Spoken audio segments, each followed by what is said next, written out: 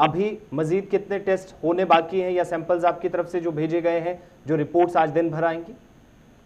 देखिए, जो केसेस कश्मीर में आ रहे हैं, जैसे कि आपने कहा कि बहुत सारे केसेस आ रहे हैं, अगर हम इन पे नजर डालें, ये पर्टिकुलर एरिया से आ रहे हैं, खासतौर पर उन एरियाज में जहां रिसेंटली केसेस पाए गए हैं और जो उनके कॉन्टैक्ट्स हैं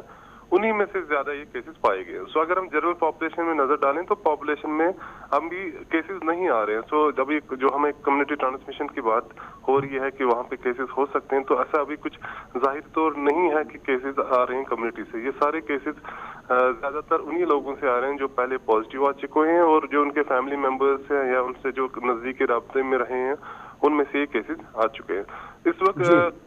वादी में हर एक लैब से कम 200 से 300 या 400 सैंपल रोजाना निकल आते हैं। जो लैब की कैपेसिटी है उसको और इम्प्रूव करने की कोशिश की जा रही है। पहले कुछ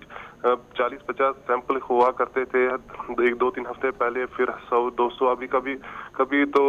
500-600 सैंपल भी दिन में टेस्ट किए जाते हैं। सो लैब की कैपेसिटी इम्प्रूव की जा रही है और जो सर्वेलेंस हो रही है वो अब उसको भी एक्सपेंड किया जा रहा है। जो नए टेस्ट भी इसमें लाए गए, जैसे सीबी नेट लेबोरेटरीज को भी इसमें लाया गया, तो जो लैब नेटवर्क है उसको भी एक्सपेंड किया जा रहा है। डॉक्टर साहब, चूंकि आप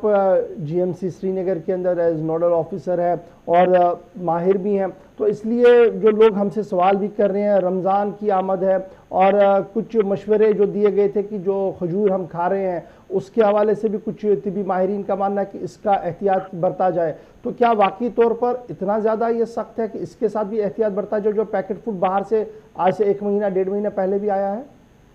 देखिए, जो अगर हम नजर डालें तो जो इंपोर्ट हुआ है वो फेब के बाद कोई इंपोर्ट नहीं हुआ और उसके बाद ही वायरस का फैलना ज्यादा हुआ है। तो जो जनवरी इस साल या उससे पहले जो खजूर आ चुके हैं तो उनको खाने में कोई परेशानी है नहीं। और जो भी उनकी पैकिंग है, जब भी घर में ऐसे डब्बे ले आए तो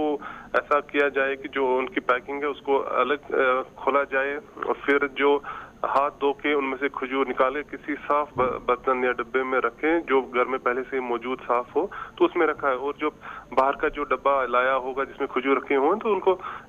अच्छी तरह से डिस्पोज ऑफ करके बाहर डस्टबिन में डाल दें। सो ऐसी कोई सूरत हाल नहीं है कि खजूर खाने में कोई दिक्कत है, कोई परेशानी है।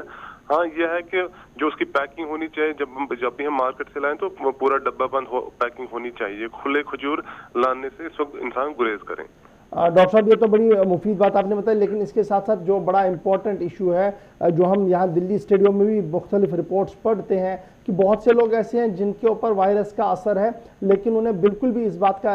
अंदाज़ा नहीं होता है कि वो वायरस का शिकार हो गया और ना ही कोई सिम्टम्स है। क्या इस तरीके की इतलात हमारी वादी के अंदर भी है कि इस तरीके के पेशेंट आए हो, अचानक से वो टेस्ट करने आए और वो पॉजिटिव निकले और उन्हें इस बात का बिल्कुल भी अंदाज़ा ना हो कि वो पॉजिटिव हैं? हकीकतन ऐसी सूरत हाल है कि जिन घरों में जो पॉजिटिव केस निकल गए हैं तो उनके जो कॉन्टैक्ट हैं, प्राइमरी कॉन्टैक्ट, कभी कभी सेकेंडरी कॉन्टैक्ट, तो जब उनकी टेस्टिंग की जा रही है तो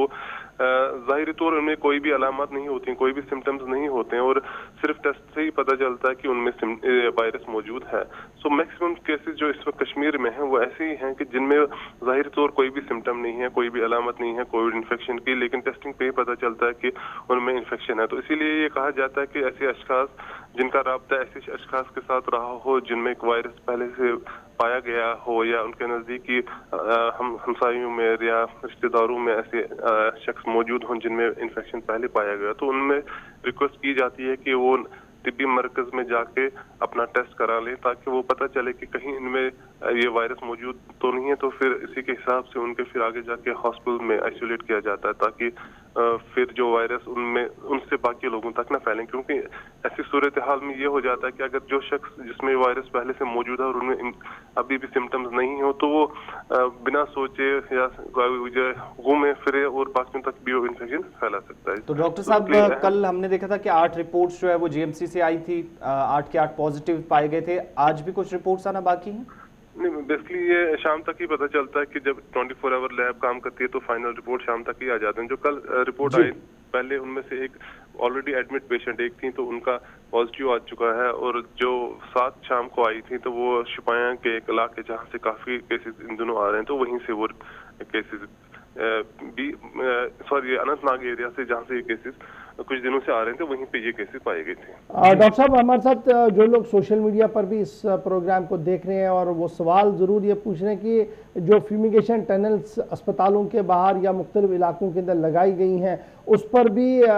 तिबी माहिरीन का जो है वो अलग अलग से मानना है और ये माना जा रहा है कि जो स्प्रे वहाँ पर किया जा रहा है वो इंतहाई ख़तरनाक है, इससे और ज़्यादा नुकसान हो सकता है। देखिए, इस पे मुतज़ाद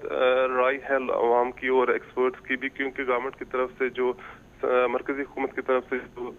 बयान आया है कि जिसमें वो कहा गया कि ये मुफीद नहीं है, तो खासतौर पे उन्होंने जो क्लोरीन से बनी हुई कंपाउंड्स हैं, सोडियम हाइपोक्लोराइड, उसका जिक्र उसमें हुआ है। और जो इस वक्त यहाँ पे एसएमसी की तरफ से जो लगाई गई हैं, जो अद्वियात उसमें इस्तेमाल किए गए स्प्रे जो है, वो क्वाटरनरी अमोनियम कंपाउंड है, जिसका उसमें जिक्र नहीं है, वो कि उसमें लिखा है कि हर तरह की जो ये टनल्स हैं उसको इस्तेमाल न करें। अब गवर्नमेंट तक है और एसएमसी तक है कि वो इस बात को देख लें कि क्या वाकई इनसे कोई असरात हो रहे हैं। कि सबसे इम्पोर्टेंट जो देखा जा सकता है कि जो लोग इसमें से गुजर रहे हैं, खासतौर पर जो तिब्बी अमला इसमें से गुजर रहे हैं पिछले एक महीने से, क्या उनमें से ऐसे कोई सिम्टम्स तो नहीं आ रहे हैं कि या ऐसे कोई शिकायतें उनमें तो नहीं है कि जिसमें पता चले कि इनसे गुजरने की वजह से उनमें कुछ रेस्पिरेटरी सिम्टम्स या स्किन जिल पे कुछ सिम्टम्स आ चुके हैं। तो मुझे लग रहा है कि हुकूमत की तरफ से या एसएमसी की तरफ से उनको एक रिपोर्ट आनी चाहिए कि क्या वाकई इससे कोई तकलीफ तो नहीं हो रहा है उन अशखास को जो इसमें से गुजर रहे हैं। बहुत बहुत शुक्रिया डॉक्टर सलीम साहब, हमारे साथ nodal officer government medical college Srinagar से बात कर रहे थे और बता रहे थे